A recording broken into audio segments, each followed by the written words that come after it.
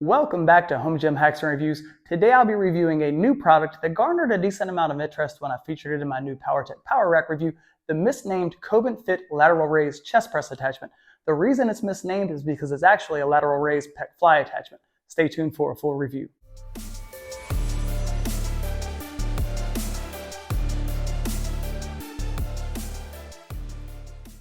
This was sent to me for free, but before accepting it, I told the owner of Cobantfit that I am not interested in reviewing this if he's going to ship it out to a bunch of other reviewers, and I told him that I will be very honest in my review. We agreed on those terms. I am not an affiliate for this company, and I am not being paid for this review. I am extremely reluctant to accept products from new and smaller companies, especially after one really bad experience where I was cussed out and demeaned when I found the product didn't really work for me and I chose not to review it. A lot of times when a company is run by one person, such as Cobantfit, the owner of the company is so passionate about their product that they take everything very personally. Also, I've gotten to the point where I'll only review a product if it's something that I could see myself using day in and day out, which was the case for this attachment. This is listed on Cobantfit's website for $429.99. Presently, it's $100 off, and shipping is $29.99. This was shipped to me from California via FedEx in exactly 1 week. The box arrived in perfect condition. Everything is securely packed, and all of the components are wrapped in bubble wrap. There are two steel weight horns, and I'm glad to see they're not sprayed with powder coat, but they're not the most perfectly round weight horns I've ever seen. The arms were packed together during shipping, and they rubbed against one another, which caused them to get scratched up a little bit. I think they should be wrapped individually. Directions are included, but they're not super clear when it comes to the arms assembly. Also, a head pad is included, along with some lockjaw style collars, a hardware pack, and some wrenches for assembly. Most of the attachment is pre-assembled, which is nice, and there are these hole adapters depending on which style rack you have. I don't think this attachment stores very easily, and I have it inside of my rack just to give you an idea of how much space it takes up. I've connected and disconnected this attachment from my rack more times than I care to remember, but I want to do it again to show how involved it is. First off, as I've mentioned, it comes with these little hole adapters, and these are a light plastic, so I've already got some dings and chips in here. I would like for these to be more robust. If your rack has holes that are 5/8 of an inch, you won't need these. They're actually designed for racks with 1-inch holes. The holes on my rack are 1 1/8, so when I put these in here, they wobble around a little bit, so I tape these on to attach this to my power rack. Here's what I mean about taping the hole adapters onto the uprights with painter's tape. If I didn't do this and I try connecting the attachment, these are likely going to fall out, and then I use a screwdriver and do some pilot holes for the bolts. I have my hole adapters in settings 23 and 19, and I want to point out there was nothing on the back of this attachment to protect my rack's uprights, so I put some UHMW tape on the back of here. There's only one handle. I think it would be helpful if there's an additional handle on top, but this piece has a shipping weight of 50 pounds, and it feels every bit of that. So the top bolt goes through hole 23. I add a washer and a wing nut. And the bolt is fairly long, so it takes a while to get that wing nut around there.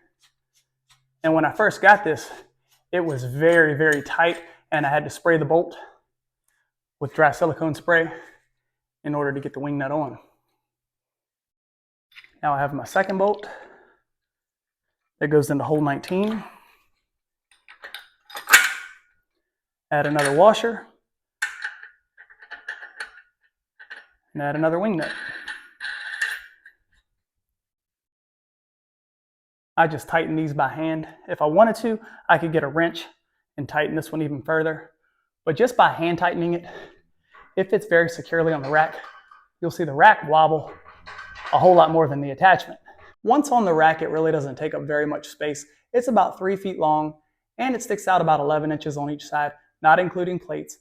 Each handle has a passive knurling with a diameter of about 1.5 inches, and each weight horn has about 9 inches of loadable space. It would be nice if there was a way to adjust this attachment quickly up and down the uprights, but that would require a completely different design, and it probably wouldn't be as stable as it is. The attachment fits 2x2, 2x3, and 3x3 racks, and even a rack like mine, which is actually 2 3/8 by 2 3/8, and amazingly enough, it has a 330-pound weight capacity. I have 25.5 inches between my uprights, and luckily the attachment doesn't get in the way when I'm performing the bench press, and it doesn't get in the way when I'm performing an incline press. However, it does get in the way when I'm squatting.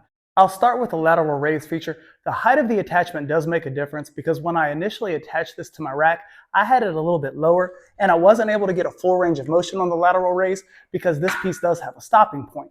But when I raised it up a little bit, that took care of that issue. Next up, This does feel good on the shoulders. However, there is very little resistance at the starting point of the movement. That is to be expected with plate-loaded machines, especially rack-attached plate-loaded machines, and there are a couple of things that you can do to fix this. First off, facing away and stepping forward a little bit offers a little bit better of a stretch. I don't like the way it feels as much as this, but it does take care of a little more resistance in the starting point of the movement. And if you're okay with doing one arm at a time, if you angle your body away ever so slightly and do one arm at a time, you can get that stretch, and this feels very good. I can certainly feel this working my shoulders, but it's mainly at the midpoint of the repetition. I don't really feel any resistance until about right there, so it's very similar to strength bands and to dumbbells. I was able to address the issue of a lack of resistance in the starting position on the Titan Fitness seated leg extension leg curl by using a 25-pound plate or a 35-pound plate to raise up the weight horn so that the weight loaded on the machine has a chance to work against gravity. That's not really an option with this attachment's present design, and bands really aren't an option here either. So is the lateral raise feature a home run? No, but it is decent. It's right on par with dumbbells and strength bands, but it will not be replacing the lateral raise that I perform on my functional trainer. I want to point out, to further increase the versatility of this attachment, it can be used for one-arm front raises. Moving on to the reverse fly, there is this head pad here which makes this position more comfortable. Rather than grabbing out here, I grab right here for a greater range of motion. And this is tough. I only have a 10 on each weight horn, and I probably wouldn't want to do much more weight than that for my work sets. However, just like with the lateral raise, there is the issue of very little resistance right here within the starting position. So the majority of the weight isn't felt until the midpoint of the rep. While I've been testing this product, I've left the attachment at the exact same height on the rack. So when I was doing my reverse flies, I was basically standing upright. However, to perform that exercise, I would much rather have my body more horizontal. So I moved this box in here, and this gave me much better body position. And that feels much better than it does standing upright. Just like the lateral raise feature for this attachment, if you don't mind performing one arm at a time, you can greatly enhance the resistance profile for the reverse fly exercise. So if I stand up on my box and let my hand cross over the center line of my body, I can get a better stretch, and this feels much more effective. Now it's time to showcase the pec fly feature for this attachment, which is really what separates it from all of the other rack-mounted attachments that look similar to this one that only allow you to do lateral raises and reverse flies. Adjusting this into the pec fly option is very easy. All you do is pull out the pin, and then it goes into that highest opening in the dial. There are about 10 openings in the dial here, and I only use the first one and the last one. Unlike the lateral raise and reverse fly, I do feel more resistance in the stretch position for the pec fly. However, the resistance drops off as I bring the handles together. I would really like to get a good squeeze during this portion of the rep, but with the way this handle is designed, and this is for the rear fly feature, I just can't bring the handles as close together as I would like.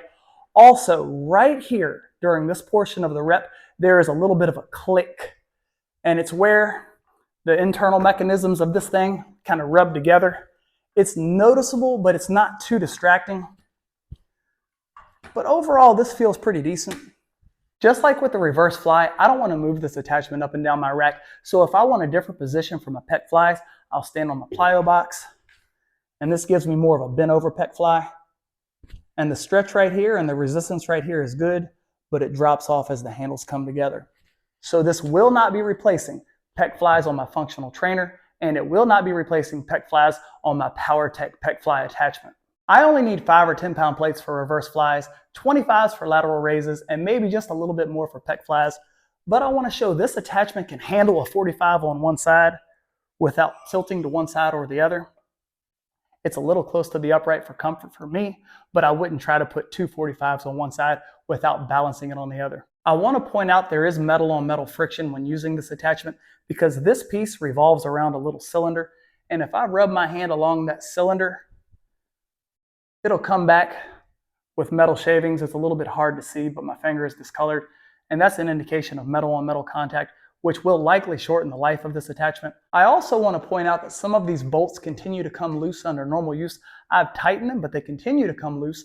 If I over tighten them, this piece doesn't move freely enough, and if I under tighten them, there's too much wobble. I think there's something here. However, I think this product still needs some work. This is version 1, and it's a pretty unique product because it allows you to do 3 different exercises and variations of those exercises. However, if you are someone who's driven by the latest research and stretch-mediated hypertrophy is an important part of your training program, then this attachment is probably going to leave you disappointed just because there is a lack of resistance in the stretch position for the lateral raise and reverse fly.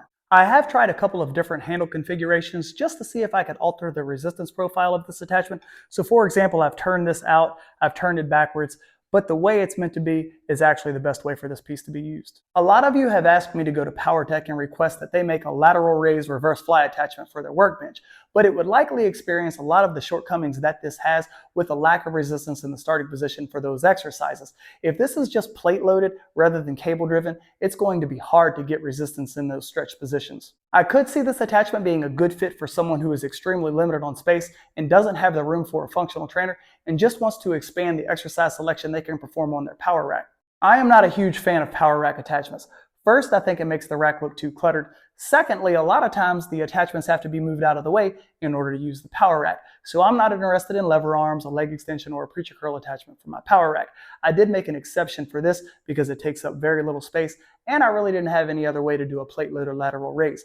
However, if I was working with a much smaller space than what I have now, I would probably feel a little differently than I do about rack-mounted attachments. In the end, the Cobantfit Lateral Raise chest press attachment is only decent. This is version 1, and there is room for improvement.